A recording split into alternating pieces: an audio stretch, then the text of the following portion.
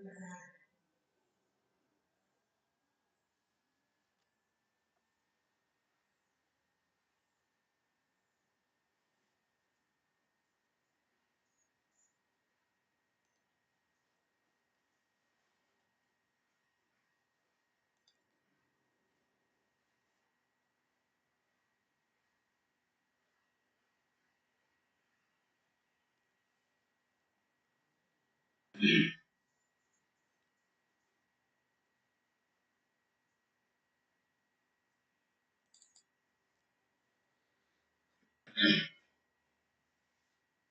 good morning. So very good morning, Prince Gowda. Good morning. Audio video clear ಆಗಿದೆಯಾ? Audio video clear ಆಗಿದೆ, Prince Gowda. So very good morning. So welcome to the class. So warm welcome. So good morning.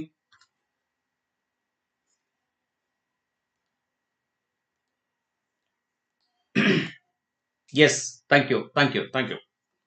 Okay. So welcome to the Unacademy. So ನನ್ನ ಹೆಸರು ನಿಂಗಪ್ಪ ಮಸ್ಲಿ. ನಾವು teaching live on Unacademy KPSC. Referral code ಅನ್ನು ಕೂಡ use ಮಾಡಬಹುದು plus class ಸಬ್ಸ್ಕ್ರಿಪ್ಷನ್ಗೆ. Right. So ಯಾವ ರೀತಿ ಇರುತ್ತೆ subscription ನಿಮಗೆ 6 ಮಂತ್ಸ್ 12 ಮಂತ್ಸ್ 24 ಮಂತ್ಸ್ ಈ ರೀತಿ ಸಬ್ಸ್ಕ್ರಿಪ್ಷನ್ ಇರುತ್ತೆ.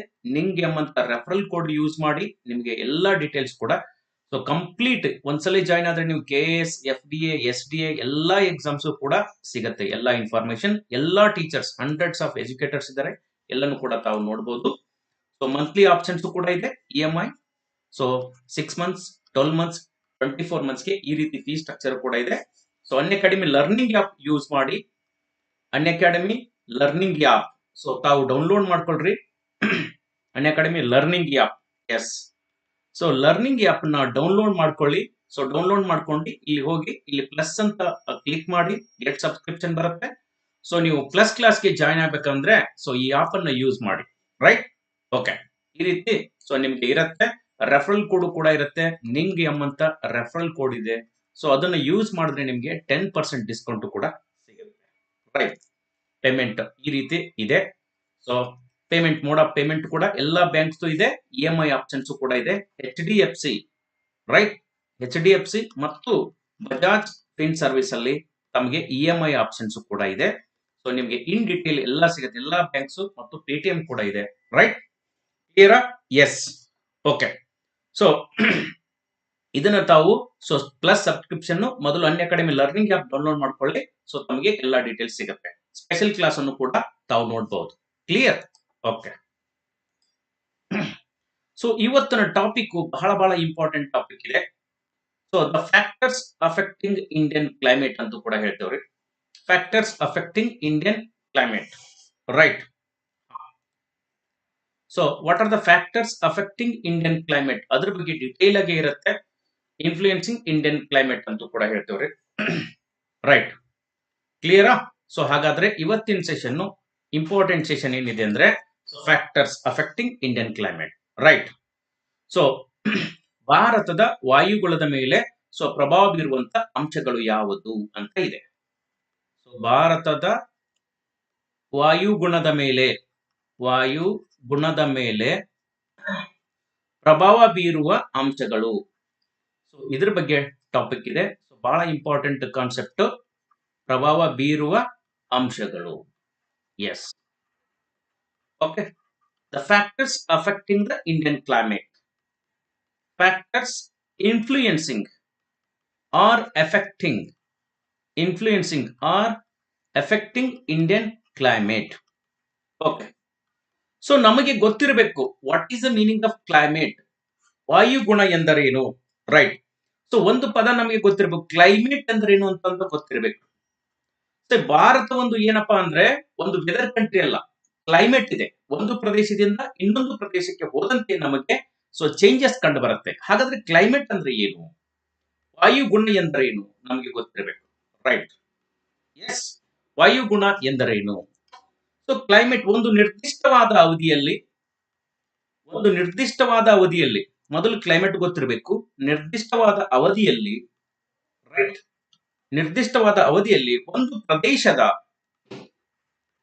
ಒಂದು ಪ್ರದೇಶ ಸೊ ಭಾರತ ಒಂದು ದೇಶ, ದೊಡ್ಡ ದೇಶ. ಒಂದು ಪ್ರದೇಶದ ಸರಾಸರಿ ಸರಾಸರಿ ವಾತಾವರಣದ ಪರಿಸ್ಥಿತಿಯನ್ನು, ಸೊ ವಾತಾವರಣದ ಪರಿಸ್ಥಿತಿಯನ್ನು ನಾವು ಏನಂತ ಕರಿತೇವ್ರಿ? ಪರಿಸ್ಥಿತಿಯನ್ನು ಸೊ ವಾಯುಗುಣ ಎಂದು ಕರೆಯುತ್ತೇವೆ. ಏನಂತ ಹೇಳ್ತೀವಿ? ವಾಯುಗುಣ. ರೈಟ್. ಇನ್ ಇಂಗ್ಲಿಷ್ ಅಲ್ಲಿ ಏನಂತ ಹೇಳ್ತಂದ್ರೆ the average atmospheric conditions of an area over a considerable time. The average atmospheric conditions over a considerable time. So it may be 35 years. 35 ವರ್ಷ ಒಳಗೆ ನಾವು ಸರಾಸರಿ ತಗೋತೀವಿ ಒಂದು ವರ್ಷದ್ದು, ಅವಾಗ ನಮ್ಗೆ ಏನ್ ಕಂಡು ಬರುತ್ತೆ? ಕ್ಲೈಮೇಟ್ ಅಂತ ಕಂಡು ಬರುತ್ತೆ. ಸೊ ವೆದರ್ ಅಂದ್ರೆ daily day to day observation ನಾವು ವೆದರ್ ಅಂತ ಕೂಡ ಹೇಳ್ತೇವೆ. Day to day observation weather means the atmospheric conditions of a place over a certain time. Okay, that is weather. So day to day observation weather ಅಂತ ಹೇಳ್ತೇವೆ. Ravikumar, so very good morning, welcome to the class. Right. ಹೀಗೆ so ನಮ್ಮ ಭಾರತ ದೇಶ ಕೂಡ ಅನೇಕ ವೈವಿಧ್ಯತೆಯಿಂದ ಕೂಡ ಕೂಡಿರುವಂತದ್ದು. Okay, so Bharat ದೇಶ ನೋಡಿ ನಾವು ಹೇಗೆ ನಮ್ಮ ಕ್ಲೈಮೇಟ್ ವೇರಿಯೇಷನ್ಸ್ ಇದೆ. ಒಂದು ಪ್ರದೇಶದಿಂದ ಇನ್ನೊಂದು ಪ್ರದೇಶಕ್ಕೆ ಹೋದಂತೆ ಸೊ ನಮಗೆ ಎದರಲ್ಲಿ ವ್ಯತ್ಯಾಸ ಕಂಡು ಬರುತ್ತೆ? ಕ್ಲೈಮೇಟ್ ಅಲ್ಲಿ ಕೂಡ ನಮಗೆ ವ್ಯತ್ಯಾಸವನ್ನು ಕೂಡ ಕಂಡು ಬರುತ್ತೆ. ರೈಟ್. ಸೊ ಭಾರತ ದೇಶ ತಗೊಂಡಾಗ ಸೊ ನೋಡಿ, ರೈಟ್, ಈಗ ಉತ್ತರದ ಹಿಮಾಲಯದಿಂದ ಹಿಡಿದು ಇಲ್ಲಿ ಹಿಮಾಲಯ, ಉತ್ತರದ ಹಿಮಾಲಯ, ಸೊ ದಕ್ಷಿಣದ ಕನ್ಯಾಕುಮಾರಿ, ಸೊ ನಮಗೆ ಇಲ್ಲಿ ಕ್ಲೈಮೇಟ್ ಅನ್ನು ನಾವು ವೈವಿಧ್ಯತೆಯನ್ನು ನೋಡಬಹುದು. ಸೊ ಪೂರ್ವದಲ್ಲಿ ಅರುಣಾಚಲ ಪ್ರದೇಶ್, ಸೊ ಪಶ್ಚಿಮದಲ್ಲಿ ಅರುಣಾಚಲ ಪ್ರದೇಶ, ಸೊ ಪಶ್ಚಿಮದಲ್ಲಿ ನಮಗೆ ಪಶ್ಚಿಮದಲ್ಲಿ ಗುಜರಾತ್. ಸೊ ಪೂರ್ವ ಮತ್ತು ಪಶ್ಚಿಮದಿಂದ ಹೋದಕ್ಕೆ ಅಕ್ಷಾಂಶಿಕವಾಗಿ ನಮಗೆ ಬದಲಾವಣೆ ಕೂಡ ಕಂಡು ಬರುತ್ತೆ, ರೇಖಾಂಶಿಕವಾಗಿ ಬದಲಾವಣೆ ಕಂಡು ಬರುತ್ತೆ. ಸೊ ಉತ್ತರದಿಂದ ದಕ್ಷಿಣಕ್ಕೆ ಅಕ್ಷಾಂಶಿಕವಾಗಿ ಕೂಡ ನಾವು ಬದಲಾವಣೆ ನೋಡಬಹುದು. ಸೊ ಕ್ಲೈಮೇಟ್ ಒಂದು ಪ್ರದೇಶದಿಂದ ಇನ್ನೊಂದು ಪ್ರದೇಶಕ್ಕೆ ಹೋದಂತೆ ಬಹಳ ವ್ಯತ್ಯಾಸವನ್ನು ಕೂಡ ಕಂಡು ಬರುತ್ತೆ. ಭಾರತ ಏನಪ್ಪಾ ಅಂದ್ರೆ ಒಂದು ವೈವಿಧ್ಯವಾದ ರಾಷ್ಟ್ರ, ವೈವಿಧ್ಯತೆಯಿಂದ ಕೂಡಿದೆ. ಸೊ ಮುಖ್ಯವಾಗಿ ವೈವಿಧ್ಯದಿಂದ ಕೂಡಿದೆ ಅಂತ ಕೂಡ ಹೇಳ್ತೇವ್ರಿ. ವೈವಿಧ್ಯತೆ. So highly diversified in nature in terms of culture, customs, traditions. So climate ಅಲ್ಲಿ ಕೂಡ ನಮ್ಮ ದೇಶ ಏನಿದೆಪ್ಪ ಅಂದ್ರೆ ಡೈವರ್ಸಿಫಿಕೇಶನ್ ಇದೆ, ಡೈವರ್ಸಿಫೈಡ್, ವೈವಿಧ್ಯತೆ ಇದೆ ಕೂಡ ಇದೆ. ರೈಟ್. ಸೊ ಹೀಗೆ ಕ್ಲೈಮೇಟ್ ಅಲ್ಲಿ ನಮ್ಮ ದೇಶ ವೈವಿಧ್ಯತೆ. ಕನ್ಯಾಕುಮಾರಿ ಮುಖ್ಯವಾಗಿ ನಾವು ಪ್ರಸ್ಥಭೂಮಿಯನ್ನು ತಗೊಂಡಾಗ ಈ ಪ್ರಸ್ಥಭೂಮಿ ನಮಗೆ ಆಲ್ಮೋಸ್ಟ್ ಬೆಚ್ಚನೆಯ ವಾತಾವರಣ ಕೂಡ ಕಂಡು ಬರುತ್ತೆ, ಬೆಚ್ಚನೆಯ ವಾತಾವರಣ. ಅದೇ ಉತ್ತರ ಭಾರತ ತಗೊಂಡಾಗ ಸ್ವಲ್ಪ ಶೀತ ವಾತಾವರಣ ಕೂಡ ಕಂಡು ಬರುತ್ತೆ, ಸಮಶೀತೋಷ್ಣ ವಲಯದಲ್ಲಿ ಕಂಡು ಬರುವಂತದ್ದು. ಸೊ ನಮಗೆ ಗೊತ್ತಿದೆ, ಸೊ ಕರ್ಕಾಟಕ ಸಂಕ್ರಾಂತಿ ವೃತ್ತವು ಸೊ ಭಾರತವನ್ನ 2 ಭಾಗ ಮಾಡುತ್ತೆ. ಕರ್ಕಾಟಕ ಸಂಕ್ರಾಂತಿ ವೃತ್ತ 23 ಟ್ರಾಪಿಕ್ ಆಫ್ ಕ್ಯಾನ್ಸರ್ ಅಂತ ಹೇಳ್ತೇವ್ರಿ. ಕರ್ಕಾಟಕ ಸಂಕ್ರಾಂತಿ ವೃತ್ತವು ಭಾರತವನ್ನು 2 ಭಾಗ ಮಾಡುತ್ತೆ. ಕರ್ಕಾಟಕ ಸಂಕ್ರಾಂತಿ ವೃತ್ತ ನೆನ್ಪಿಟ್ಕೊಳ್ರಿ. ಸೊ ಭಾರತವನ್ನು 2 ಭಾಗ ಮಾಡುವುದರಿಂದ ಸೊ ದಕ್ಷಿಣ ಭಾಗ ಏನ್ ಕಂಡು ಬರುತ್ತಪ್ಪ ಅಂದ್ರೆ ಟ್ರಾಪಿಕ್ಸ್ ಅಂತ ಹೇಳ್ತೇವೆ, ಟ್ರಾಪಿಕಲ್ ಕ್ಲೈಮೇಟ್. ರೈಟ್. ಏನ್ರಿ ಇದು? ಉಷ್ಣವಲಯದ ರೀತಿಯ ನಮಗೆ ಸೊ ವಾತಾವರಣ ದಕ್ಷಿಣ ಭಾರತದಲ್ಲಿ ನಮಗೆ ಕಂಡು ಬರುತ್ತೆ, ಉಷ್ಣವಲಯದ ವಾತಾವರಣ. ರೈಟ್. ಬೆಚ್ಚನೆ ಜಾಸ್ತಿ ಇರುತ್ತೆ ನಮಗೆ, ಹೀಗಾಗಿ ಉಷ್ಣವಲಯ ವಾತಾವರಣ. ಅದೇ ಕರ್ಕಾಟಕ ಸಂಕ್ರಾಂತಿ ವೃತ್ತದ ಉತ್ತರದ ಮೇಲೆ ನಮಗೆ ಸಮಶೀತೋಷ್ಣ ಟೆಂಪರೇಟ್ ಮತ್ತು ಉಪ ಉಷ್ಣವಲಯ ಅಂತ ಕೂಡ ಹೇಳ್ತೇವ್ರಿ, ಉಪ ಉಷ್ಣವಲಯ. ಸೊ ಈ ರೀತಿ ಕಂಡು ಬರೋದ್ರಿಂದ ಅನೇಕ ವ್ಯತ್ಯಾಸಗಳನ್ನು ಕೂಡ ನಾವು ನೋಡ್ತೇವೆ. ಹಿಮಾಲಯದಲ್ಲಿ ಮುಖ್ಯವಾಗಿ ಹಿಮಾಲಯ ನೋಡಿದಾಗ ವ್ಯತ್ಯಾಸ ಬಹಳ ಕಂಡು ಬರುತ್ತೆ. ಸೊ ಕೇರಳ ನೋಡಿದಾಗ ವ್ಯತ್ಯಾಸ ಬಹಳ ಕಂಡು ಬರುತ್ತೆ, ಉಷ್ಣತೆಯಲ್ಲಿ ವ್ಯತ್ಯಾಸ ಕಂಡು ಬರುತ್ತೆ. ಮತ್ತೆ ಫಾನಾ ಫ್ಲೋರಾ ಅಂತ ಹೇಳ್ತೇವ್ರಿ, ಸಸ್ಯವರ್ಗ ಪ್ರಾಣಿ ವರ್ಗದಲ್ಲಿ ಕೂಡ ಅನೇಕ ವೈವಿಧ್ಯತೆಯನ್ನು ನಮ್ಮ ರಾಷ್ಟ್ರದಲ್ಲಿ ನಾವು ನೋಡಬಹುದು. ರೈಟ್. ಉಪೋಷ್ಣವಲಯ. ರೈಟ್. ಹೀಗೆ ಸೊ ನಾವು ವೈವಿಧ್ಯತೆ ನೋಡಿ, ಗುಜರಾತ್ ಇಂದ ಹಿಡಿದು ಈ ಕಡೆ ಬಂದ್ರೆ ಅರುಣಾಚಲ ಪ್ರದೇಶ ಬಂದ್ರೆ ಮಳೆಯಲ್ಲಿ ಕೂಡ ವ್ಯತ್ಯಾಸವನ್ನು ನೋಡ್ತೇವೆ. ರೈಟ್.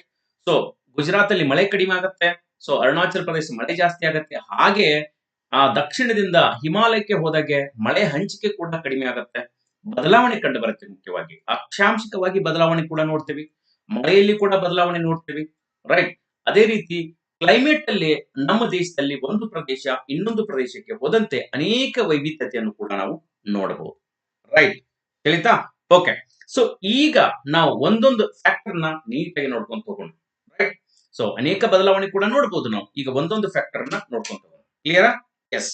ಹಾಗೆ ನೋಡಿ. So the factors influencing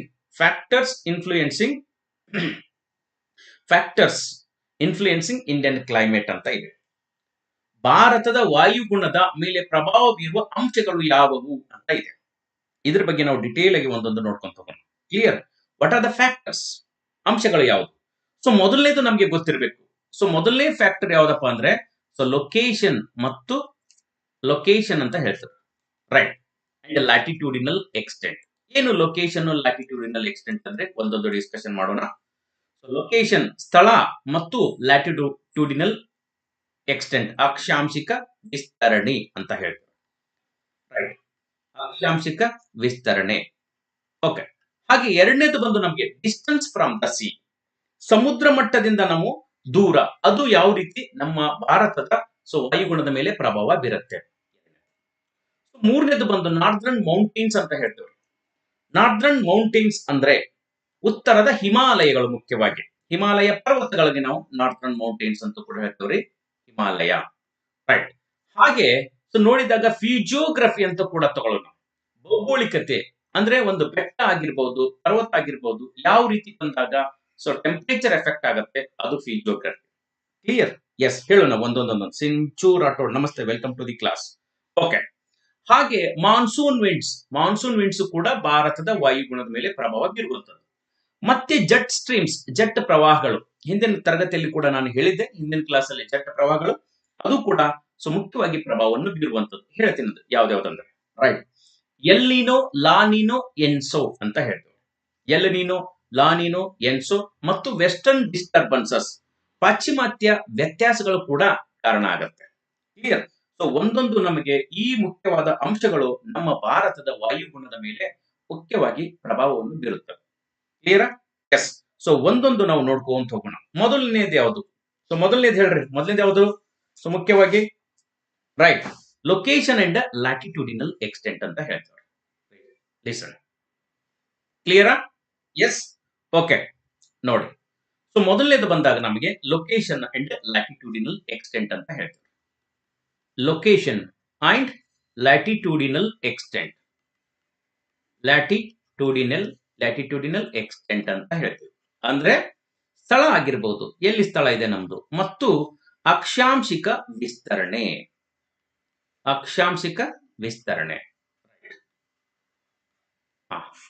Bharat ನೋಡಿ, ನಮ್ಮ ದೇಶ ಎಲ್ಲಿಂದ ಎಲ್ಲಿವರೆಗೆ ವಿಸ್ತರಣೆ ಆಗಿದೆ ಅಂತ ಕೂಡ ನಾವು ನೋಡಿದಾಗ ಒಂದು ಗೊತ್ತಿರಬೇಕು, ಭಾರತ ವಿಸ್ತರಣೆ.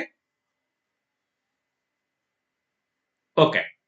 ನಮಗೆ 6 ಡಿಗ್ರಿಯಿಂದ ಹಿಡಿದು 6 ಡಿಗ್ರಿ ಟು 45 ಮಿನಿಟ್ ಇಂದ ಹಿಡಿದು ನಮಗೆ ಅಕ್ಷಾಂಶಿಕ ವಿಸ್ತರಣೆ ಅಂಡಮಾನ್ ನಿಕೋಬಾರ್ ದ್ವೀಪದಲ್ಲಿ, ಗ್ರೇಟ್ ನಿಕೋಬಾರ್ ಅಲ್ಲಿ 6 ಡಿಗ್ರಿ 45 ಮಿನಿಟ್ ಉತ್ತರದಿಂದ ಹಿಡಿದು 37 ಡಿಗ್ರಿ 37 ಡಿಗ್ರಿ 6 ಮಿನಿಟ್ ನಾರ್ತ್ ವರೆಗೆ ಅಕ್ಷಾಂಶಿಕ ವಿಸ್ತರಣೆ ಇದೆ.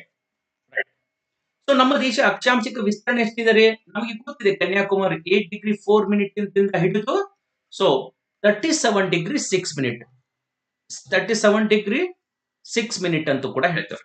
37 ಡಿಗ್ರಿ 6 ಮಿನಿಟ್ ಇಂದ ನಮಗೆ ಅಕ್ಷಾಂಶಿಕ ವಿಸ್ತರಣೆ ಕೂಡ ನಾವು ನೋಡಬಹುದು. ಕ್ಲಿಯರ್?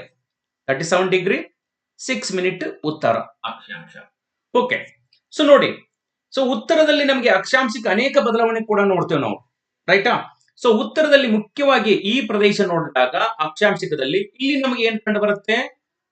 ಕೋಲ್ಡ್ ನಮಗೆ ಜಾಸ್ತಿ ಕಂಡು ಬರುತ್ತೆ, ಶೀತ ಇದೆ. ಹೌದಾ? ಅದೇ ನಮಗೆ ಈ ಟ್ರಾಪಿಕ್ ಆಫ್ ಕ್ಯಾನ್ಸರ್ ದಕ್ಷಿಣಕ್ಕೆ ಬಂದರೆ ರೈಟ್, ದಕ್ಷಿಣಕ್ಕೆ ಬಂದ್ರೆ ನಮಗೆ ಏನ್ ಕಂಡು ಬರುತ್ತೆ? ಉಷ್ಣವಲಯ ನಮಗೆ ಕಂಡು ಬರುತ್ತೆ. ಏನ್ರಿ? ಉಷ್ಣವಲಯ ಕಂಡು ಬರುತ್ತೆ.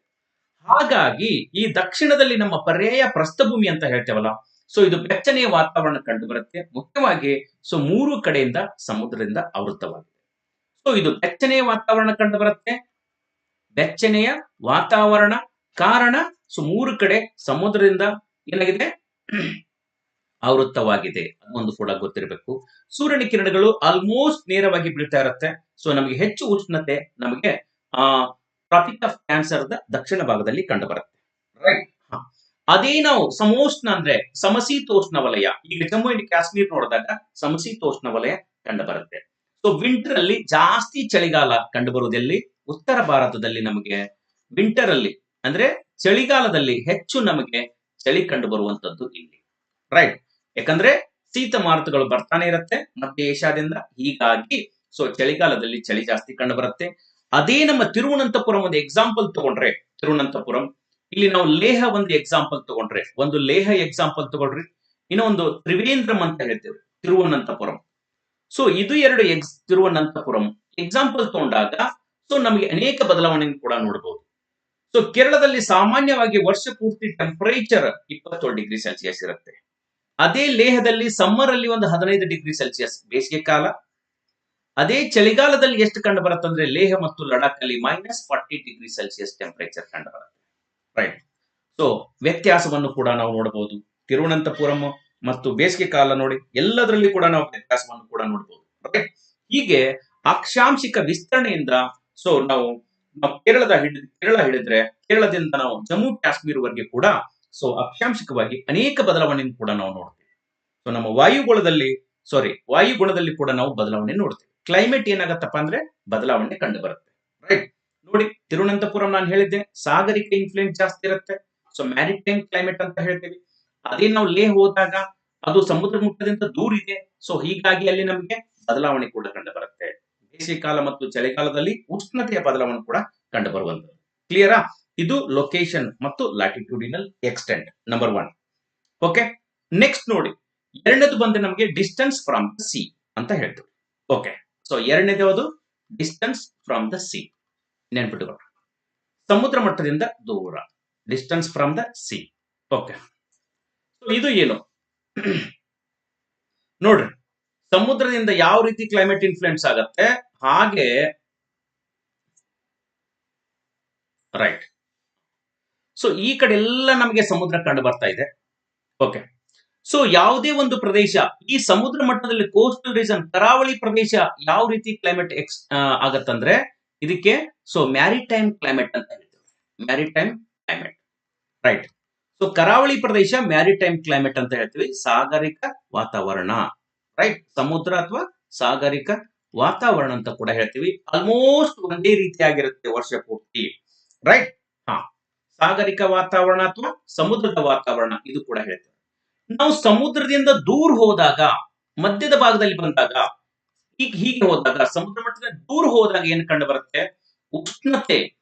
ಉಷ್ಣತೆಯಲ್ಲಿ ವ್ಯತ್ಯಾಸ ಕಂಡು ಬರುತ್ತದೆ. ಸಮುದ್ರ ಮಟ್ಟದಿಂದ ದೂರ ಹೋದಾಗ ಉಷ್ಣತೆಯಲ್ಲಿ ನಮ್ಗೆ ಏನು ಕಂಡು ಬರುತ್ತೆ? ಸಮುದ್ರ ಮಟ್ಟದಿಂದ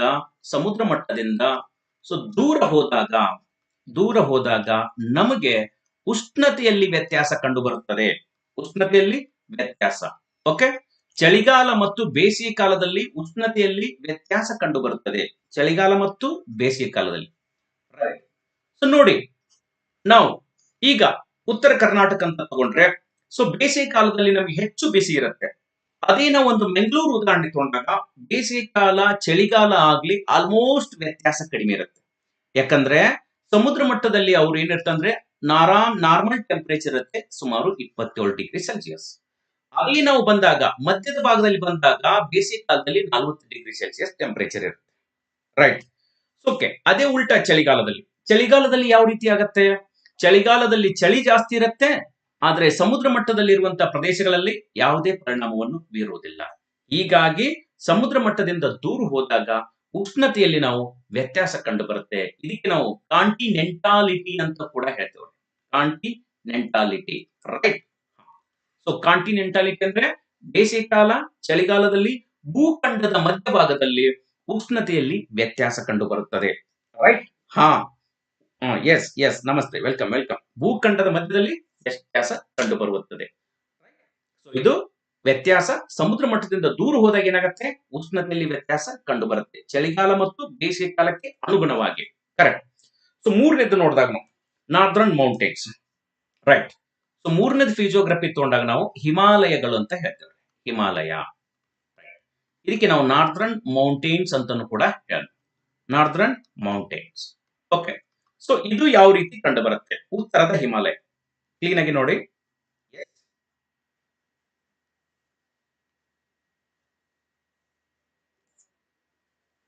ರೈಟ್, ಸೊ ಉತ್ತರದಲ್ಲಿ ಏನಿದೆ? ಇಲ್ಲಿ ನಮಗೆ ಹಿಮಾಲಯಗಳು ಕೂಡ ಕಂಡು ಬರ್ತಾ ಇದೆ. ಹಿಮಾಲಯಗಳು. ರೈಟ್, ಸೊ ಈ ಉತ್ತರದ ಹಿಮಾಲಯಗಳು ಏನ್ ಮಾಡತ್ತಂದ್ರೆ ಶೀತ ಮಾರುತಗಳನ್ನ ಬರ್ತಾ ಇರತ್ತೆ. ಈಗ ಚಳಿಗಾಲದಲ್ಲಿ ಬರ್ತಾ ಇದೆ ಶೀತ ಮಾರುತಗಳು, ಮಧ್ಯ ಏಷ್ಯಾದಿಂದ ಬರುವಂತ ಶೀತ ಮಾರುತಗಳು, ಕೋಲ್ಡ್ ವಿಂಡ್ಸ್ ಅಂತ ಹೇಳ್ತೇವ್ರಿ. Cold winds which are coming from the central Asia ಅಥವಾ ಸೈಬೇರಿಯಾ ಅಂತ ಕೂಡ ಹೇಳ್ತೇವ್ರಿ. ಸೈಬೇರಿಯಾ, ರೈಟ್. ಶೀತ ಮಾರುತಗಳು ಬರ್ತಾ ಇರತ್ತೆ. ಶೀತ ಮಾರುತಗಳು, ಓಕೆ, ಮಧ್ಯ ಏಷ್ಯಾದಿಂದ ಬರುವಂತ ಶೀತ ಮಾರುತಗಳಿರುತ್ತೆ. ಸೊ ಮಧ್ಯ ಏಷ್ಯಾದಿಂದ ಬರುವಂತ ಶೀತ ಮಾರುತಗಳನ್ನ ಈ ಹಿಮಾಲಯ ಏನಾಡುತ್ತದೆ, ತಡೆ ಹಿಡಿಯುತ್ತದೆ. ಹಿಮಾಲಯ ತಡೆ ಹಿಡಿಯುವುದರಿಂದ ಇಟ್ ವಿಲ್ ಬ್ಲಾಕ್. ಹಿಮಾಲಯ ತಡೆ ಹಿಡಿಯುವುದರಿಂದ ನಮಗೆ ಬೆಚ್ಚನೆಯ ವಾತಾವರಣ ಕಂಡು ಬರುತ್ತೆ. ಅಂದ್ರೆ ಶೀತ ಕಡಿಮೆ,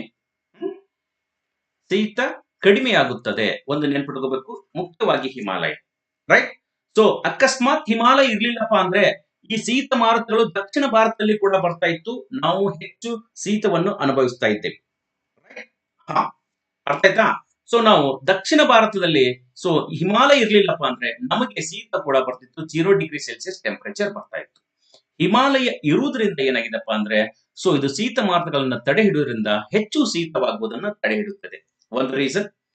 ಸೊ ಎರಡನೇದು ಏನಪ್ಪಾ ಅಂದ್ರೆ ಮುಖ್ಯವಾಗಿ ಹಿಮಾಲಯ ಅಂತ ಬಂದಾಗ ಸೊ ನಮಗೆ ಗೊತ್ತಿರಬೇಕು, ಸೊ ಮಾನ್ಸೂನ್ ಮಾರುತಗಳನ್ನು ಕೂಡ ಹಿಮಾಲಯ ಏನ್ ಮಾಡತ್ರಿ, ತಡೆ ಹಿಡಿಯುತ್ತೆ. ಅದೊಂದು ನೆನ್ಪಿಟ್ಕೊಳ್ರಿ, ಮಾನ್ಸೂನ್ ಮಾರುತಗಳು. ಈ ಮಾನ್ಸೂನ್ ಮಾರುತಗಳು ಏನಾಗತ್ತಂದ್ರೆ ಸೊ ಹಿಮಾಲಯ ಬ್ಲಾಕ್ ಮಾಡುತ್ತೆ ಮಾನ್ಸೂನ್ ಮಾರುತಗಳನ್ನ. ಈ ಮಾನ್ಸೂನ್ ಮಾರುತಗಳನ್ನ ಹಿಮಾಲಯ ತಡೆ ಹಿಡಿಯೋದ್ರಿಂದ ಸೊ ಉತ್ತರ ಭಾರತದಲ್ಲಿ ಮಳೆ ಕೂಡ ಆಗತ್ತೆ. ಮಾನ್ಸೂನ್ ಮಾರುತಗಳನ್ನ ಹಿಮಾಲಯ ಏನ್ ಮಾಡತ್ತರಿ, ತಡೆ ಹಿಡಿಯುತ್ತೆ. ತಡೆ ಹಿಡಿಯೋದ್ರಿಂದ ಅಲ್ಲಿ ಹೋಗಿ ಸ್ಟ್ರೈಕ್ ಆಗತ್ತೆ. ಸೊ ಹೀಗಾಗಿ ಹಿಮಾಲಯದ ತಪ್ಪಲಿನ ಪ್ರದೇಶದಲ್ಲಿ ಮಳೆ ಪಡೆಯುತ್ತೆ. ಹಿಮಾಲಯ ತಪ್ಪಲಿನಲ್ಲಿ ಮಳೆ ಪಡೆಯುವುದರಿಂದ ಸೊ ಹಿಮಾಲಯದ ನಮಗೇನಾಗತ್ತಪ್ಪ ಅಂದ್ರೆ ಭಾರತದ ತುಂಬೆಲ್ಲ ಮಾನ್ಸೂನ್ ಮಾರುತಗಳು ಸೊ ನಮ್ಮ ಮಳೆಯನ್ನ ನೀಡುತ್ತೆ. ಹಿಮಾಲಯ ಇರ್ಲಿಲ್ಲ ಅಂದ್ರೆ ಏನಾಗ್ತಿತ್ತು, ಉತ್ತರ ಭಾರತದ ಮರುಭೂಮಿ ಆಗ್ತಿತ್ತು. ಹಿಮಾಲಯ ಇಲ್ಲ ಅಂದ್ರೆ ಏನಾಗ್ತಿತ್ರಿ, ಹಿಮಾಲಯ ಇದ್ದಿದ್ದಿಲ್ಲ ಅಂದ್ರೆ ಏನಾಗ್ತಿತ್ತು, if no Himalayas what will happen, north India would have been a desert. North India ಏನಾಗ್ತಿತ್ರಿ, ಡೆಸರ್ಟ್ ಆಗ್ತಿತ್ತು, ಮರುಭೂಮಿ ಆಗ್ತಿತ್ತು, ಹಿಮಾಲಯ ಇರ್ಲಿಲ್ಲ ಅಂದ್ರೆ. ಸೊ ಇದು ಒಂದು ಕೂಡ ಪಾಯಿಂಟ್ ನೆನ್ಪಿಟ್ಕೋಬೇಕು. ಸೊ ಹಿಮಾಲಯ ಬಹಳ ಬಹಳ ಇಂಪಾರ್ಟೆಂಟ್, ರೈಟ್. ಹಿಮಾಲಯ ಇರುವುದರಿಂದ ಏನಾಗಿದೆಪ್ಪ ಅಂದ್ರೆ ಸೊ ಇವತ್ತು ನಮ್ಮ ದೇಶ ಉಷ್ಣವಲಯದ ದೇಶವಾಗಿದೆ. ಮುಖ್ಯವಾಗಿ ಹಿಮಾಲಯದಿಂದ ನಮ್ಮ ದೇಶ ಉಷ್ಣವಲಯ.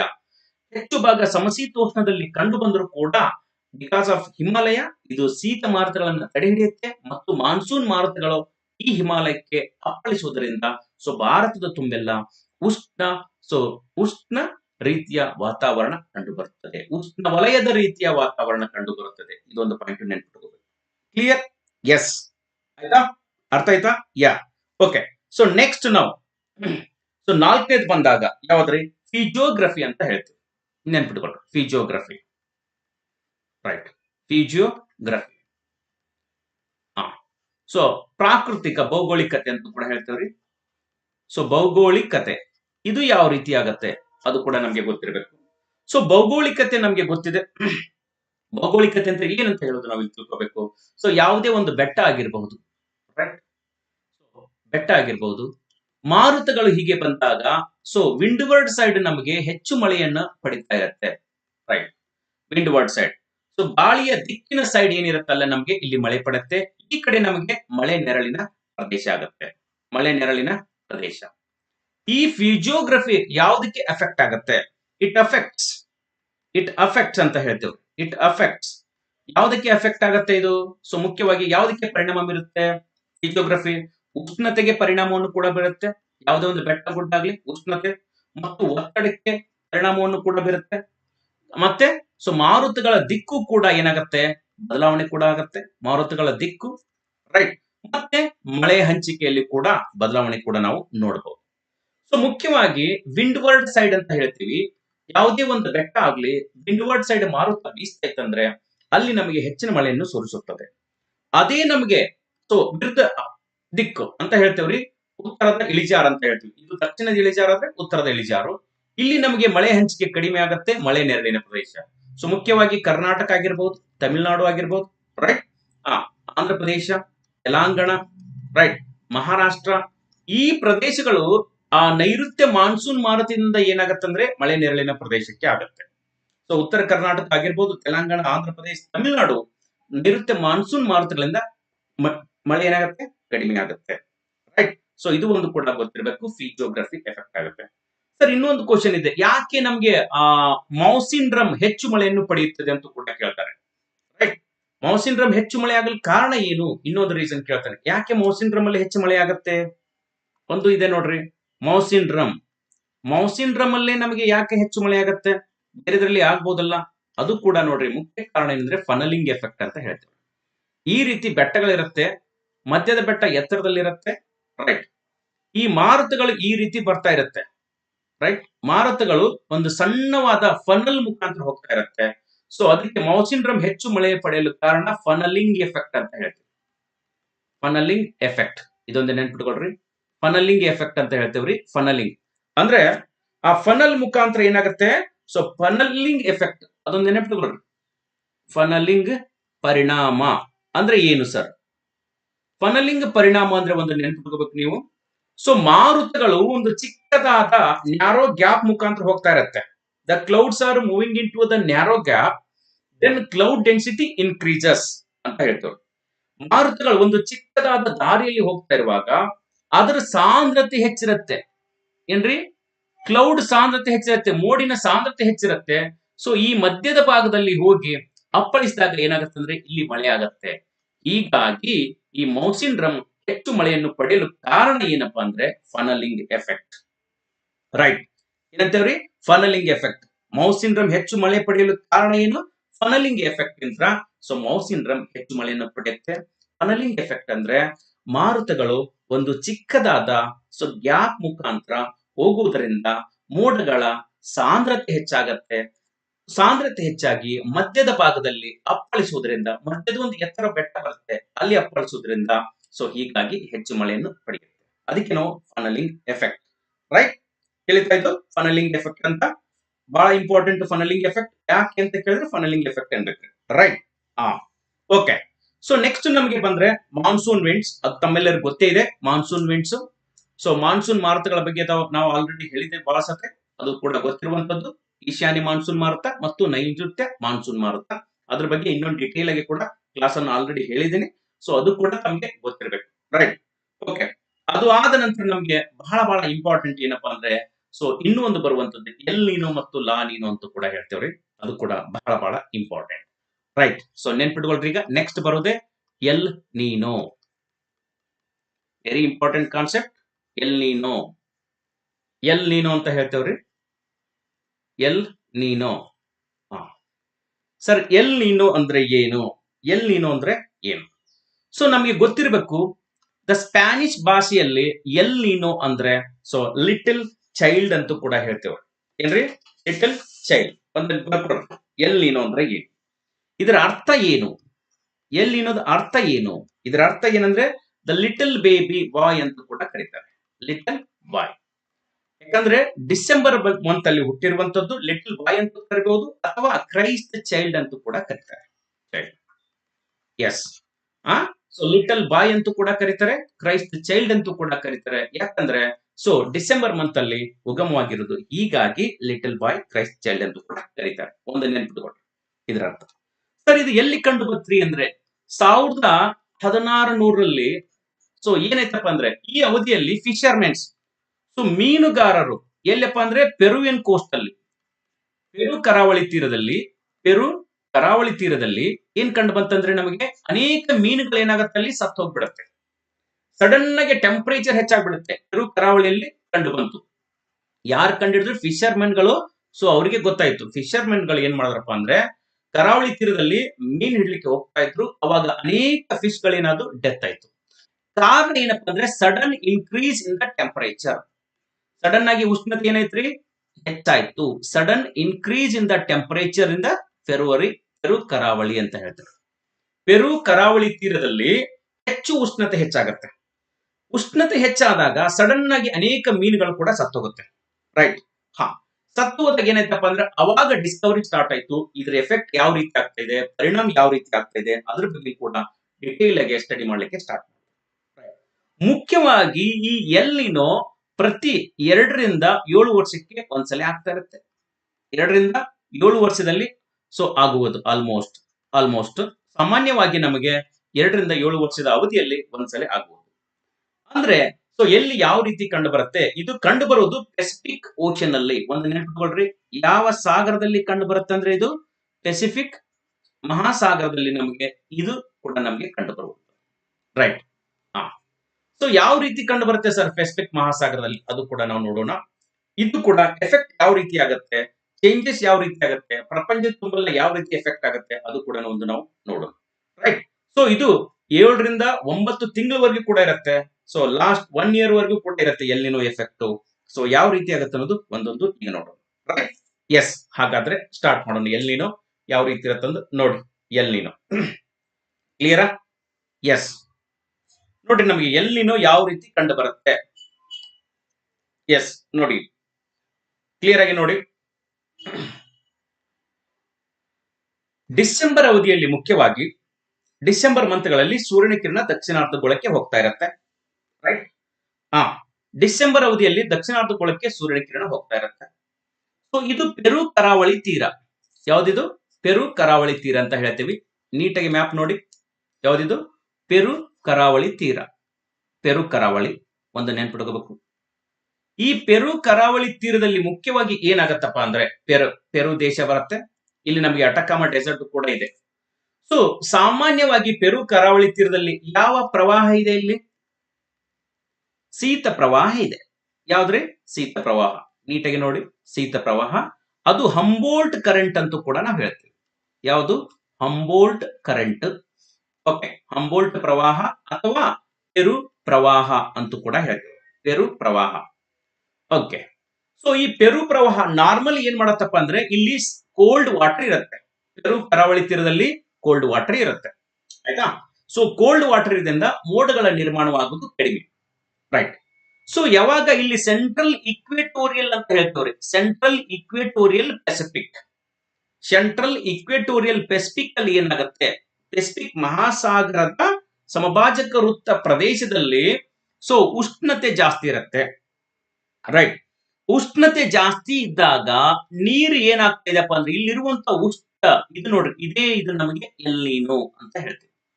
ನ್ಯಾರೋ ಕರೆಂಟ್, ಇದು ಸಣ್ಣದಾದಂತ ಒಂದು ಪ್ರವಾಹ. ಇದು ಎಲ್ಲಿನೋ ಅಂದ್ರೆ ಈ ಎಲ್ಲಿನೋ ಅನ್ನೋದು ಒಂದು ಸಣ್ಣದಾದಂತ ಪ್ರವಾಹ. ಇಕ್ವೇಟರ್ ಪೆಸಿಫಿಕ್ ಅಂತ ಹೇಳ್ತೇವ್ರಿ. ಸೆಂಟ್ರಲ್ ಇಕ್ವೇಟರ್ ಪೆಸಿಫಿಕ್, ದಕ್ಷಿಣ ಪೆಸಿಫಿಕ್ ಸಮಭಾಜಕ ವೃತ್ತದ ಪೆಸಿಫಿಕ್ ಮಹಾಸಾಗರದ ದಕ್ಷಿಣೆಯ ನೀರು ಪೆರು ಕಡೆ ಬರುತ್ತೆ. ಎಸ್, ಪೆರು ಕಡೆ ಬಂದಾಗ ಏನಾಗತ್ತಂದ್ರೆ ಈ ಪೆರುವಿನ ಪ್ರದೇಶದಲ್ಲಿ ಕೋಲ್ಡ್ ವಾಟರ್ ಇರುತ್ತಲ್ಲ, ಈಗ ಕೋಲ್ಡ್ ವಾಟರ್ ಅನ್ನ ರೀಪ್ಲೇಸ್ ಮಾಡಿ ಟೆಂಪರೇಚರ್ ಸುಮಾರು 5ರಿಂದ 10 ಡಿಗ್ರಿ ಸೆಲ್ಸಿಯಸ್ ಟೆಂಪರೇಚರ್ ಹೆಚ್ಚಾಗ್ಬಿಡುತ್ತೆ ಪೆರು ಕರಾವಳಿ ತೀರದಲ್ಲಿ. ಪೆರು ಕರಾವಳಿ ತೀರದಲ್ಲಿ ಟೆಂಪರೇಚರ್ ಹೆಚ್ಚಾದಾಗ ಇಲ್ಲಿ ಏನಾಗತ್ತಪ್ಪ ಅಂದ್ರೆ ಪೆರು ಅಲ್ಲಿ ಏನಾಗುತ್ತೆ, ಮಳೆ ಆಗುತ್ತೆ. ಯಾಕಂದ್ರೆ ಟೆಂಪರೇಚರ್ ಹೆಚ್ಚಾಯ್ತು. ಯಾಕಂದ್ರೆ cold water has been replaced by warm water. Right. ತಂಪಾದ ನೀರನ್ನ ರೀಪ್ಲೇಸ್ ಆಗಿ El Niño small current central equatorial Pacific ಇಂದ ಪೆರು ಕರಾವಳಿಗೆ ಬರುತ್ತೆ. ಅಲ್ಲಿ ಕೋಲ್ಡ್ ಕರೆಂಟ್ ಅನ್ನ ರೀಪ್ಲೇಸ್ ಮಾಡಿ ಸೊ ವಾರ್ಮ್ ವಾಟರ್ ಬರುತ್ತೆ, ಬೆಚ್ಚನೆ ನೀರು. ಅವಾಗ ಏನಾಗತ್ತಪ್ಪ ಅಂದ್ರೆ ಮೋಡಗಳಾಗಿ ಪೆರು ಅಲ್ಲಿ ಕೂಡ ಮಳೆ ಆಗತ್ತೆ. ರೈಟ್. ಸೊ ಪೆರುಗಳಲ್ಲಿ ಮಳೆ ಆಗತ್ತೆ.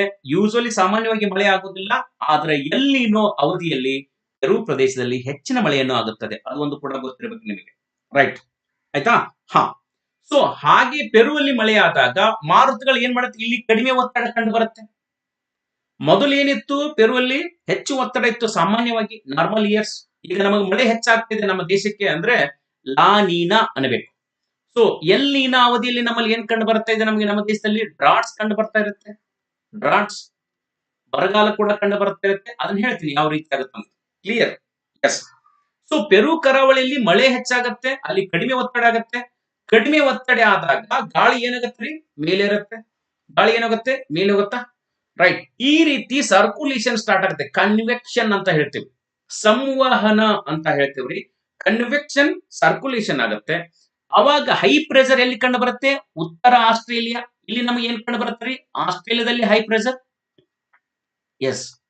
ಸೊ ಆಸ್ಟ್ರೇಲಿಯಾದಲ್ಲಿ ಹೈ ಪ್ರೆಷರ್ ಆದಾಗ ಆಸ್ಟ್ರೇಲಿಯಾದಲ್ಲಿ ಏನಾಗುತ್ತೆ, ಮಳೆ ಆಗಂಗಿಲ್ಲ. ಎಲ್ಲಿನೋ ಇಯರ್ಸ್ ಅಲ್ಲಿ ಆಸ್ಟ್ರೇಲಿಯಾದಲ್ಲಿ ಏನ್ ಕಂಡು ಬರುತ್ತೆ, ಡ್ರಾಟ್ ಕಂಡು ಬರುತ್ತದೆ. ಡ್ರಾಟ್, ಬರಗಾಲ ಕಂಡು ಬರುತ್ತೆ ಉತ್ತರ ಆಸ್ಟ್ರೇಲಿಯಾದಲ್ಲಿ. ಓಕೆ. ಸೊ ಯಾಕಂದ್ರೆ ಹೈ ಪ್ರೆಷರ್ ಇರುತ್ತೆ, ಒಂದು ನೆನ್ಪಿಟ್ಕೋಬೇಕು.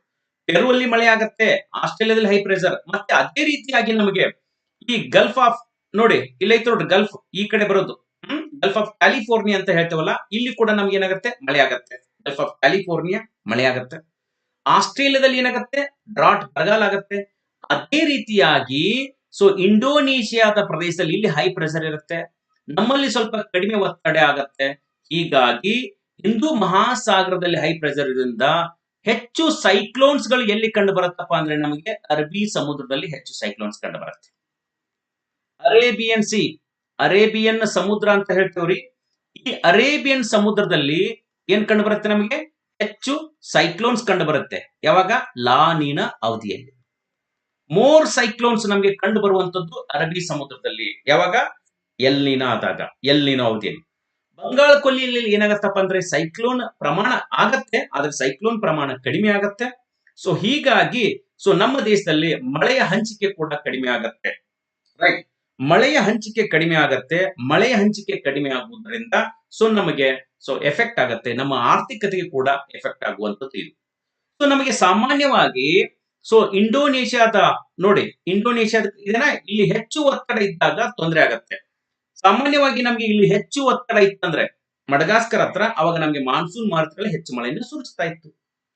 ಸೊ ಈಗ ಏನಾಗ್ತಾ ಇದೆ ಅಂದ್ರೆ ಇಲ್ಲಿ ಹೆಚ್ಚು ಒತ್ತಡ ಇದೆ, ಈ ಕಡೆ ಸ್ವಲ್ಪ ಕಡಿಮೆ ಒತ್ತಡ ಇದೆ. ಸೊ ನಮ್ಮ ಈ ಮಾರುತಗಳು ಯಾವ ರೀತಿ ಬೀಸ್ತಾ ಇದೆ, ಟ್ರೇಡ್ ವಿಂಡ್ಸ್ ಅಂತ ಹೇಳ್ತೇವೆ. ರೈಟ್, ಇದನ್ನೇ ಟ್ರೇಡ್ ವಿಂಡ್ಸ್. ಸೊ ಅರಬ್ಬಿ ಸಮುದ್ರ ಕಡೆ ಜಾಸ್ತಿ ಸೈಕ್ಲೋನ್ ಆಗ್ತವೆ, ಬಂಗಾಳ ಕೊಲ್ಲಿಯಲ್ಲಿ ಸೈಕ್ಲೋನ್ ಕಡಿಮೆ ಆಗುತ್ತೆ. ಹೀಗಾಗಿ ಸೊ ನಮಗೆ ಮಳೆಯ ಹಂಚಿಕೆ ನಮ್ಮ ದೇಶದಲ್ಲಿ ಕಡಿಮೆ ಆಗುತ್ತದೆ. ರೈಟ್, ಮಳೆ ಹಂಚಿಕೆ ಕಡಿಮೆ ಆಗುತ್ತದೆ. ಇದು ಒಂದು ಕೂಡ ಗೊತ್ತಿರಬೇಕು. ಎಲ್ಲಿನೋ ಎಫೆಕ್ಟ್ ಇಂದ ನಮ್ಮ ದೇಶದಲ್ಲಿ ಇಲ್ಲಿ ಎಫೆಕ್ಟ್ ಆಗಿದ್ದು ಇಲ್ಲಿ ತೊಂದರೆ ಆಗ್ತಾ ಇದೆ. ಅರ್ಥ ಆಯ್ತಾ? ಇದು ಹಿಂದೂ ಮಹಾಸಾಗರದಲ್ಲಿ ಏನಾಗುತ್ತೆ, ಸೊ ಹಿಂದೂ ಮಹಾಸಾಗರದ ಪಶ್ಚಿಮದ ಪ್ರದೇಶ ಕಡೆ ಸ್ವಲ್ಪ ಕಡಿಮೆ ಒತ್ತಡ ಕಂಡು ಬರುತ್ತೆ. ಹಿಂದೂ ಮಹಾಸಾಗರದ ಪೂರ್ವದ ಕಡೆ ಏನ್ ಬರುತ್ತೆ, ಹೆಚ್ಚು ಒತ್ತಡ ಇರುತ್ತೆ, ಇಲ್ಲಿ ಹೆಚ್ಚು ಒತ್ತಡ. ಸೊ ಹೀಗಾಗಿ ಈ ತರ ವಿಂಡ್ ಡೈರೆಕ್ಷನ್ಸ್ ಲೋ ಪ್ರೆಷರ್ ಇಂದ ಬೀಸಿದ್ರೆ ಏನಾಗುತ್ತೆ, ನಮಗೆ ಸ್ವಲ್ಪ ಕಡಿಮೆ ಮಳೆ ಪಡುತ್ತೆ. ಇಲ್ಲಿ ಹೆಚ್ಚು ಒತ್ತಡ ಇತ್ತಂದ್ರೆ, ಎಲ್ಲಿ ಮಡಗಾಸ್ಕರ್ ಹತ್ರ ಹೆಚ್ಚು ಒತ್ತಡ ಇದ್ರೆ ನಮಗೆ ಹೆಚ್ಚಿನ ಮಳೆಯನ್ನು ಪಡೆಯುತ್ತೆ.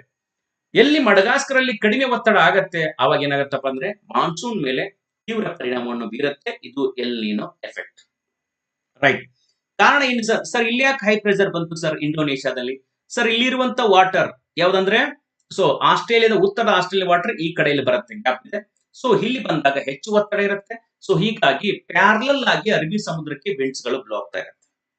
ಸಮಾನಾಂತರವಾಗಿ ನಮ್ಮ ಪಶ್ಚಿಮ ಕರಾವಳಿಗೆ ವಿಂಡ್ಸ್ ಬ್ಲೋ ಆಗೋದ್ರಿಂದ ಸೊ ಪಶ್ಚಿಮ ಕರಾವಳಿಗೆ ಮಳೆಯನ್ನು ಕಡಿಮೆ ಆಗುತ್ತೆ. ಸೊ ಯಾವಾಗ ಮಾರುತಗಳು ಲಂಬವಾಗಿ ಪಶ್ಚಿಮ ಕರಾವಳಿಗೆ ಬೀಸುವುದರಿಂದ ಮಳೆ ಜಾಸ್ತಿ ಆಗುತ್ತೆ. ಈ ಅವಧಿಯಲ್ಲಿ, ಎಲ್ಲಿನೋ ಅವಧಿಯಲ್ಲಿ ಪಶ್ಚಿಮ ಕರಾವಳಿಗೆ ಮಾರುತಗಳು ಸಮಾನಾಂತರವಾಗಿ ಬೀಸ್ತಾ ಇರುತ್ತೆ, ಸ್ವಲ್ಪ ಸಮಾನಾಂತರ. ಹೀಗಾಗಿ ಮಳೆ ಕಡಿಮೆ ಆಗುತ್ತೆ.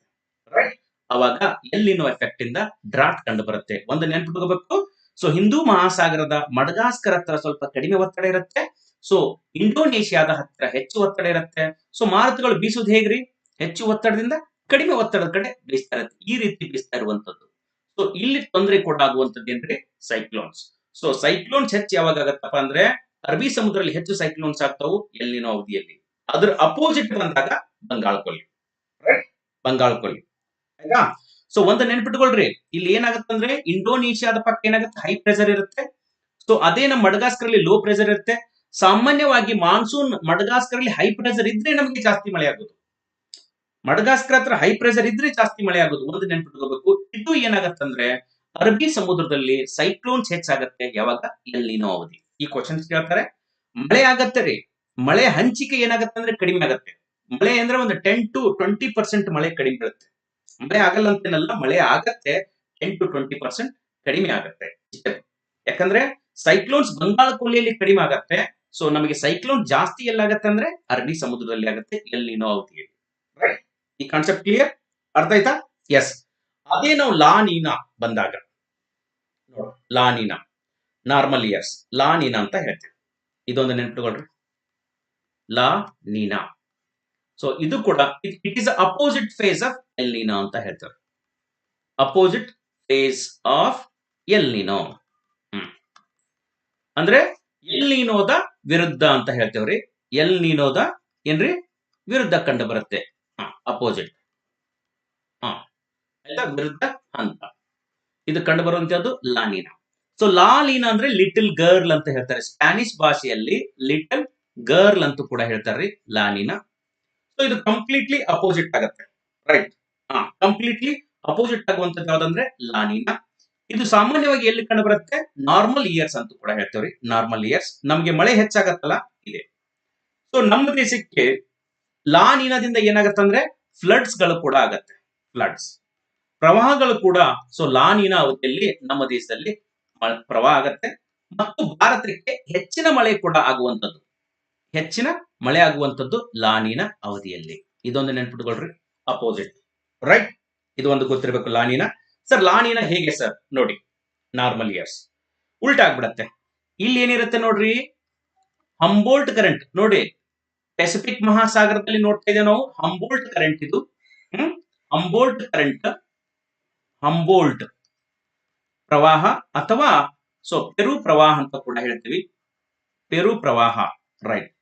ಸೊ ಇಲ್ಲಿ ಏನಾಗತ್ತಂದ್ರೆ ಪೆರು ಪ್ರವಾಹದಲ್ಲಿ ಸೊ ಸಾಮಾನ್ಯವಾಗಿ ಏನಿರುತ್ತೆ, ಇಲ್ಲಿ ಶೀತ ನೀರಿರುತ್ತೆ. ಶೀತ ನೀರು, ಕೋಲ್ಡ್ ವಾಟರ್, ರೈಟ್.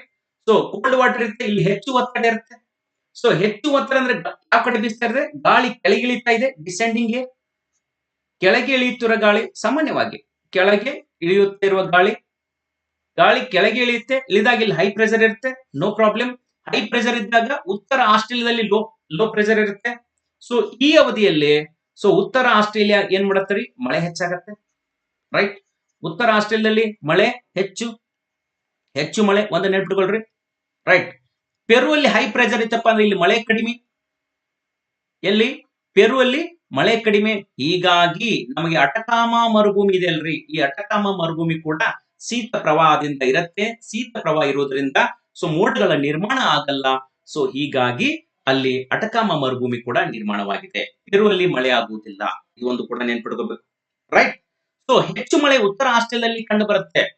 ಅದೇ ರೀತಿಯಾಗಿ ನಮಗೆ ಈ ನೋಡಿ ಸೈಕ್ಲೋನ್ ಯಾವ ರೀತಿ ಇಲ್ಲಿ ಲೋ ಪ್ರೆಷರ್ ಇದೆನಾ, ಇಲ್ಲಿ ಲೋ ಪ್ರೆಷರ್ ಇರುತ್ತೆ. ಇಲ್ಲಿ ಏನಾಗುತ್ತೆ, ಹೈ ಪ್ರೆಷರ್ ಇರುತ್ತೆ ಮಡಗಾಸ್ಕರ್ ಹತ್ರ. ಎಸ್, ಮಡಗಾಸ್ಕರ್ ಹತ್ರ ನಮ್ಗೆ ಹೈ ಪ್ರೆಷರ್ ಆದಾಗ ಮಾನ್ಸೂನ್ ವಿಂಡ್ಗಳು ಅಂದ್ರೆ ಟ್ರೇಡ್ ವಿಂಡ್ಸ್ ರೀ, ಟ್ರೇಡ್ ವಿಂಡ್ಸ್ ಏನಾಗುತ್ತೆ, ಈಗ ಸ್ಟ್ರಾಂಗ್ ಆಗುತ್ತೆ. ಈಶಾನ್ಯ ವಾಣಿಜ್ಯ ಮಾರುತಗಳು. ಹೀಗೆ ನಮ್ಮ ದೇಶ ಮಾನ್ಸೂನ್ ಮಾರುತದಿಂದ ಹೆಚ್ಚು ಮಳೆಯನ್ನು ಯಾವಾಗ ಪಡೆಯುತ್ತಂದ್ರೆ ಇಲ್ಲಿ. ಸೊ ಅದೇ ನಾವು ಹೇಳಿರುವಂತದ್ದು ಯಾವ ರೀತಿ ಬೀಸ್ತಾ ಇದೆ, ಹೆಚ್ಚು ಒತ್ತಡದಿಂದ ಕಡಿಮೆ ಒತ್ತಡ ಕಡೆ ಬೀಸ್ತಾ ಇರುವುದು. ಒಂದು ನೆನ್ಪಿಟ್ಕೋಬೇಕು, ಕ್ಲಿಯರಾ? ಎಸ್. ಹೀಗಾಗಿ ಸೊ ಹೆಚ್ಚು ಒತ್ತಡದಿಂದ ಕಡಿಮೆ ಒತ್ತಡ ಕಡೆ ಹೋಗ್ತಾ ಇರುವಂತದ್ದು, ರೈಟ್. ಸೊ ಇದು ನಮ್ಗೆ ಗೊತ್ತಿರಬೇಕು. ಸೊ ಮಡಗಾಸ್ಕರ್ ಹತ್ರ ಹೆಚ್ಚು ಒತ್ತಡ ಇತ್ತಂದ್ರೆ ಸೊ ನಮಗೆ ದಕ್ಷಿಣ ಹಿಂದೂ ಮಹಾಸಾಗರದಲ್ಲಿ ಹೆಚ್ಚು ಒತ್ತಡ ಮಡಗಾಸ್ಕರ್ ಬಳಿ ಕಂಡು ಬಂದಾಗ ಮಾನ್ಸೂನ್ ತೀವ್ರತೆಯನ್ನು ಹೆಚ್ಚು ಕಂಡು ಬರುತ್ತೆ. ಸೊ ನಮ್ಮ ದೇಶದಲ್ಲಿ ಫ್ಲಡ್ಸ್ ಗಳು ಆಗತ್ತೆ, ಪ್ರವಾಹಗಳು, ರೈಟ್. ಪ್ರವಾಹಗಳು ಕೂಡ ಆಗುವಂತದ್ದು ಇದು, ಕ್ಲಿಯರ್. ಸೊ ಇದು ಎಲ್ನಿನೋ. ಸೊ ಎಲ್ನಿನೋ ಎಫೆಕ್ಟ್ ಅಪ್ಪ ಅಂದ್ರೆ, ಎಲ್ನಿನೋ ಎಫೆಕ್ಟ್ ಅಂದ್ರೆ ಸೊ ಮಳೆ ಹಂಚಿಕೆ ಕಡಿಮೆ ಆಗತ್ತೆ. ಒಂದು 10 to 20% ಮಳೆ ಹಂಚಿಕೆ ಕಡಿಮೆ ಆಗತ್ತೆ, ಅದು ಎಲ್ನಿನೋ. ಮಳೆ ಆಗತ್ತೆ ರೀ, ಒಂದು ಅರಬ್ಬಿ ಸಮುದ್ರ ಕಡೆ ಇರುವಂತಹ ಪ್ರದೇಶಗಳಿಗೆ ಮಳೆ ಹೆಚ್ಚಾಗತ್ತೆ, ರೈಟ್. ಅದೇ ಬಂಗಾಳ ಕಡೆ ಇರುವಂತಹ ಪ್ರದೇಶಗಳಿಗೆ ಮಳೆ ಕಡಿಮೆ ಆಗುದು ಎಲ್ನಿನೋ ಇಯರ್ಸ್ ಅಲ್ಲಿ. ಅದೇ ಲಾನಿನಾದಲ್ಲಿ ಏನಾಗುತ್ತೆ, ಅದ್ರ ಉಲ್ಟಾ. ಲಾನಿನಾದಲ್ಲಿ ಏನಾಗುತ್ತೆ, ಉಲ್ಟಾ ಅಂದ್ರೆ ನಾರ್ಮಲ್ ಫ್ಲಡ್ಸ್ ಆಗತ್ತೆ. ಮಡಗಾಸ್ಕರ್ ಹತ್ರ ಹೆಚ್ಚು ಒತ್ತಡ ಕಂಡು ಬರುತ್ತೆ. ಸೊ ಹೀಗಾಗಿ ಮಾನ್ಸೂನ್ ಮಾರುತಗಳು ರಭಸವಾಗಿ ಬೀಸ್ತಾ ಇರುತ್ತೆ, ಹೆಚ್ಚು ಮಳೆಯನ್ನು ನಾವು ಪಡಿತೀವಿ ಲಾನಿನ ಅವಧಿಯಲ್ಲಿ, ಕ್ಲಿಯರ್. ಈ ಸೈಕ್ಲೋನ್ಗೆ ನಾವು ಏನಂತ ಕರಿತೀವಿ ಅಂದ್ರೆ ಎನ್ಸೋ ಅಂತ ಕರಿತೀವಿ. ಎನ್ಸೋ, ಎಲ್ನಿನೋ ಸದರ್ನ್ ಆಸಿಲೇಷನ್ಸ್ ಅಂದ್ರೆ ದಕ್ಷಿಣ ಹಿಂದೂ ಸಾರಿ ಎಲ್ಲಿ ಬರುತ್ತೆ, ದಕ್ಷಿಣ ಪೆಸಿಫಿಕ್ ಮಹಾಸಾಗರದಲ್ಲಿ ಕಂಡು ಬರುವಂತಹ ಆ ಸರ್ಕ್ಯುಲೇಷನ್, ಏರ್ ಸರ್ಕ್ಯುಲೇಷನ್ಗೆ ನಾವು ಎನ್ಸೋ ಎಂದು ಕರಿತೀವಿ, ಎನ್ಸೋ, ರೈಟ್. ಈಗ ಲಾನಿನೋ ಇಯರ್ ಅಲ್ಲಿ ಮಾನ್ಸೂನ್ ನಮಗೆ ಹೆಚ್ಚು ರಭಸವಾಗಿ ಬೀಸುವುದರಿಂದ ಸೊ ಹೀಗಾಗಿ ಹೆಚ್ಚಿನ ಮಳೆಯನ್ನು ನಾವು ಪಡಿತೀವಿ ಲಾನಿನ ಅವಧಿಯಲ್ಲಿ. Good for India. Good for India ಯಾವ್ದ್ರಿ, ಲಾನಿನ ಇಯರ್ಸ್. ಅರ್ಥ ಆಯ್ತಾ? Yes. Sir we had La Niña effect ಇರುತ್ತೆ. ಆಲ್ಮೋಸ್ಟ್ 2 ರಿಂದ 3 ವರ್ಷ ನಮ್ ಲಾನಿನಾನೇ ಇದೆ. ಲಾಸ್ಟ್ ಇಯರ್ ಕೂಡ ಫ್ಲಡ್ ಆಗಿದೆ, ಈ ವರ್ಷ ಕೂಡ ಫ್ಲಡ್ ಆಗ್ತಾ ಇದೆ. ಮಳೆ ಹಂಚಿಕೆ ಚೆನ್ನಾಗಿದೆ. ಹೀಗಾಗಿ ಎಲ್ಲಿ ನಮಗೆ ಹೆಚ್ಚು ಒತ್ತಡ, ಪೆರು ಪ್ರದೇಶದಲ್ಲಿ ಹೆಚ್ಚು ಒತ್ತಡ ಕಂಡು ಬಂದ್ರೆ ಸೊ ನಮ್ಗೆ ಗುಡ್ ಫಾರ್ ಇಂಡಿಯಾ.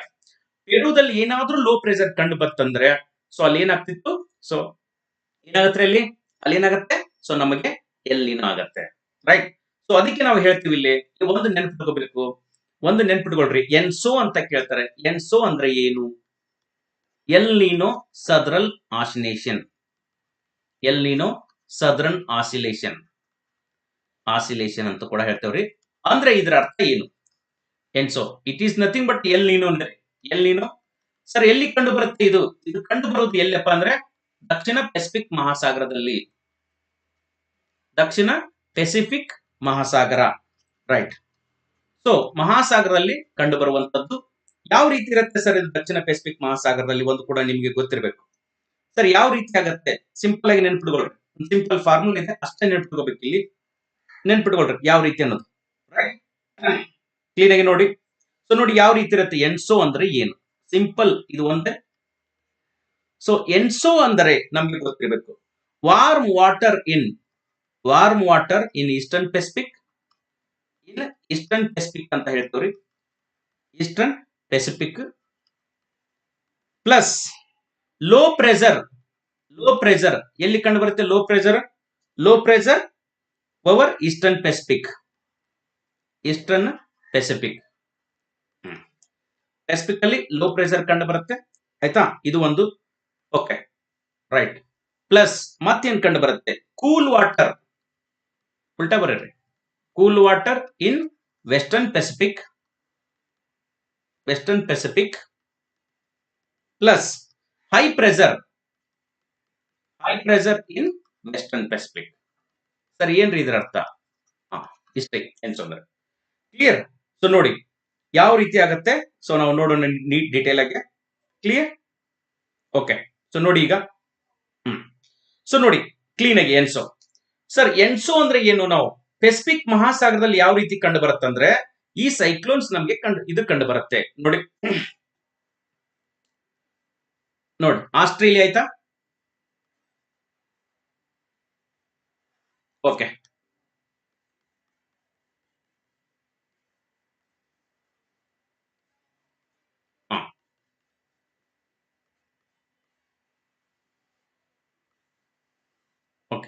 ಸೊ ಇಲ್ಲಿ ನಮ್ಗೆ ಏನ್ ಕಂಡು ಬರ್ತಾ ಇದೆ ಮುಖ್ಯವಾಗಿ ನೋಡ್ರಿ. ಇಲ್ಲಿ ಸೈಕ್ಲೋನ್ಸ್ ನಮ್ಗೆ ಇಲ್ಲಿ ಕಂಡು ಬರ್ತಾ ಇರುತ್ತೆ. ಒಂದು ಕಡೆ ಇಲ್ಲಿ ಏನಿರುತ್ತೆ? ಹೆಚ್ ಪಿ ಇರುತ್ತೆ, ಹೈ ಪ್ರೆಷರ್. ಸೊ ಈ ಕಡೆ ಏನಿರುತ್ತೆ? ಲೋ ಪ್ರೆಷರ್ ಇರುತ್ತೆ. ಸೊ ಮಾರುತಗಳು ಯಾವ ರೀತಿ ಬೀಸ್ತಾ ಇರುತ್ತೆ? ಹೆಚ್ಚು ಒತ್ತಡದಿಂದ ಕಡಿಮೆ ಒತ್ತಡ ಕಡೆ ನಮ್ಗೆ ಬೀಸ್ತಾ ಇರುವಂತದ್ದು, ರೈಟ್. ಇದೇ ಸೈಕ್ಲೋನ್ಸ್ ಏನಾಗುತ್ತೆ? ಮತ್ತೆ ಉಲ್ಟಾ ಆಗುತ್ತೆ. ಸೊ ಒಂದು ಕಡೆ ಹೈ ಪ್ರೆಷರ್ ಇರುತ್ತೆ ಆಸ್ಟ್ರೇಲಿಯಾದಲ್ಲಿ, ಮತ್ತೆ ಪೆರುದಲ್ಲಿ ಲೋ ಪ್ರೆಷರ್ ಇರುತ್ತೆ. ಅವಾಗ ಹೈ ಪ್ರೆಷರ್ ಇಂದ ಹೆಚ್ಚು ಒತ್ತಡದಿಂದ ಕಡಿಮೆ ಒತ್ತಡ ಕಡೆ ಬೀಸ್ತಾ ಇರುವಂತದ್ದು, ರೈಟ್. ಸೊ ಇದು ನಮಗೆ ಎಲ್ಲಿ ಕಂಡು ಬರುತ್ತಂದ್ರೆ ಈ ಆಸಿಲೇಷನ್ಸ್ ವಿರುದ್ಧ. ಒಂದು ಕಡೆ ಹೆಚ್ಚು ಒತ್ತಡ, ಒಂದು ಕಡೆ ಕಡಿಮೆ ಒತ್ತಡ. ಇದಕ್ಕೆ ನಾವು ಲಾ ನೀನಾ ಅಂತ ಹೇಳ್ತೇವೆ. ಪೆರು ಕೋಸ್ಟ್ ಅಲ್ಲಿ ನಮಗೆ ಲೋ ಪ್ರೆಷರ್ ಕಡಿಮೆ ಬರ್ತಂದ್ರೆ ಪೆರು ಕರಾವಳಿ. ಸೊ ಅದಕ್ಕೆ ನಾವ್ ಏನ್ ಹೇಳ್ತೇವ್ರಿ? ಸೊ ಇಲ್ಲಿ ಏನ್ ಹೇಳ್ತೇವಿ? ಎಲ್ ನೀನೋ, ಆಯ್ತಾ? ಇದು ನಮಗೆ ಕಂಡು ಬರುವಂತದ್ದು ಅಂತ ಹೇಳ್ತೀವಿ. ಯಾವಾಗ ಈ ಪಶ್ಚಿಮ ಪೆಸಿಫಿಕ್ ಅಲ್ಲಿ ಏನ್ ಕಂಡು ಬರುತ್ತೆ ಅಂತ ಹೇಳ್ತೇವೆ? ಎಲ್ ನೀನೋ ಇಯರ್ಸ್ ಅಲ್ಲಿ ಏನ್ ಕಂಡು ಬರುತ್ತೆ? ಸೊ ಸಾರಿ, ಪೂರ್ವದ ಪೆಸಿಫಿಕ್ ಅಲ್ಲಿ ಎಲ್ ನೀನೋ ಇಯರ್ಸ್ ಅಲ್ಲಿ ಏನ್ ಕಂಡು ಬರುತ್ತೆ? ಕಡಿಮೆ ಒತ್ತಡ ಕಂಡು ಬರುತ್ತೆ, ರೈಟ್. ಅದೇ ಪಶ್ಚಿಮದ ಪೆಸಿಫಿಕ್ ಅಲ್ಲಿ ಹೆಚ್ಚು ಒತ್ತಡ ಕಂಡು ಬರುತ್ತೆ. ಅದೇ ಪಾಯಿಂಟ್ ಹೇಳಿದ್ದು, ರೈಟ್. ಇಲ್ಲಿ ನೋಡ್ರಿ, warm water in eastern Pacific, low pressure in eastern Pacific. So ಅದಕ್ಕೆ ಈಸ್ಟರ್ನ್ ಪೆಸಿಫಿಕ್, ಓಕೆ, ಪೂರ್ವ ಮತ್ತು ಪಶ್ಚಿಮ ಅಂತ ಹೇಳ್ತೇವಲ್ಲ. ಈಸ್ಟರ್ನ್ ಪೆಸಿಫಿಕ್ ಅಲ್ಲಿ ವಾರ್ಮ್ ವಾಟರ್ ಕಂಡು ಬಂದಾಗ ಪೆರು ಕರಾವಳಿಯಲ್ಲಿ, ಯಾವ್ದ್ರ ಇದು? ಈಸ್ಟರ್ನ್ ಪೆಸಿಫಿಕ್ ಅಂದ್ರೆ ಪೆರು ಕರಾವಳಿ ಅಂತ ಹೇಳ್ತೀವಿ. ಸೊ ಇಲ್ಲಿ ನಮಗೆ ಬೆಚ್ಚನಿ ನೀರು ಕಂಡು ಬಂದಾಗ ಅಲ್ಲಿ ಲೋ ಪ್ರೆಷರ್ ಇರುತ್ತೆ. Cool water in western Pacific ಅಂದ್ರೆ ಆಸ್ಟ್ರೇಲಿಯಾದಲ್ಲಿ ನಮಗೆ ಕೂಲ್ ವಾಟರ್, ಪಶ್ಚಿಮದ ಆಸ್ಟ್ರೇಲಿಯಾ ಕೋಲ್ಡ್ ವಾಟರ್ ಕಂಡು ಬಂದಾಗ ಅಲ್ಲಿ ಹೈ ಪ್ರೆಷರ್ ಇರುತ್ತೆ. ಇದು ಕೂಡ ನಮಗೆ ಎಲ್ ನೀನೋ ಅಂದ್ರೂ ಒಂದೇ, ಎನ್ಸೋ ಅಂದ್ರೂ ಒಂದೇ. ತಿಳಿತಾ? ಎಲ್ ನೀನೋ ಅಂದ್ರೂ ಒಂದೇ, ಎನ್ಸೋ ಅಂದ್ರೂ ಒಂದೇ. ಕರೆಕ್ಟ್, ಅರ್ಥ ಆಯ್ತಾ?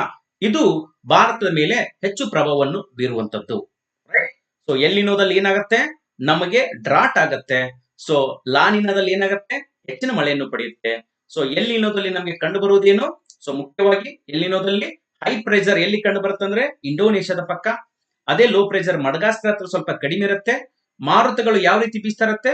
ಸಮಾನಾಂತರವಾಗಿ ಅರಬ್ಬಿ ಕರಾವಳಿ ತೀರಕ್ಕೆ ಬೀಸುವುದರಿಂದ ಸೊ ಅರಬ್ಬಿ ಸಮುದ್ರದಲ್ಲಿ ಹೆಚ್ಚಿನ ಸೈಕ್ಲೋನ್ಸ್ ಕೂಡ ಕಂಡು ಬರುತ್ತೆ. ಸೊ ಅದೇ ಸೈಕ್ಲೋನ್ಸ್ ಕಡಿಮೆ ಎಲ್ಲಿ ಕಂಡು ಬರುತ್ತೆ? ಬಂಗಾಳ ಕೊಲ್ಲಿಯಲ್ಲಿ. ಇದರ ಅಪೋಸಿಟ್ ಲಾ ನೀನಾದಲ್ಲಿ ಸೈಕ್ಲೋನ್ಸ್ ಎಲ್ಲಿ ಕಂಡು ಬರುತ್ತೆ? ಹೆಚ್ಚು ಸೈಕ್ಲೋನ್ಸ್ ಗಳು ಕಂಡು ಬರುವುದು ಬಂಗಾಳ ಕೊಲ್ಲಿ. ಹೆಚ್ಚು ಸೈಕ್ಲೋನ್ಸ್ ಎಲ್ಲಿ ಕಂಡು ಬರುತ್ತೆ? ಇಲ್ಲಿ ಹೆಚ್ಚು ಸೈಕ್ಲೋನ್ಸ್ ಕಂಡು ಬರೋದಲ್ಲಿ ಬಂಗಾಳ ಕೊಲ್ಲಿಯಲ್ಲಿ. ಯಾವ ಇದ್ರಲ್ರಿ? ಲಾನಿನಾದಲ್ಲಿ. ಇದೊಂದು ನೆನ್ಪಿಟ್ಕೋಬೇಕು, right? So this is about Indian climate.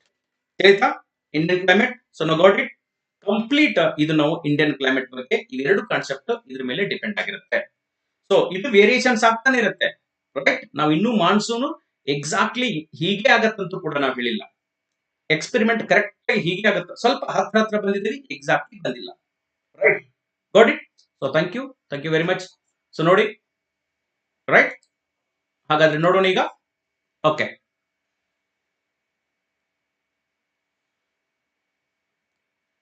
Okay, ಕ್ಲಿಯರಾ?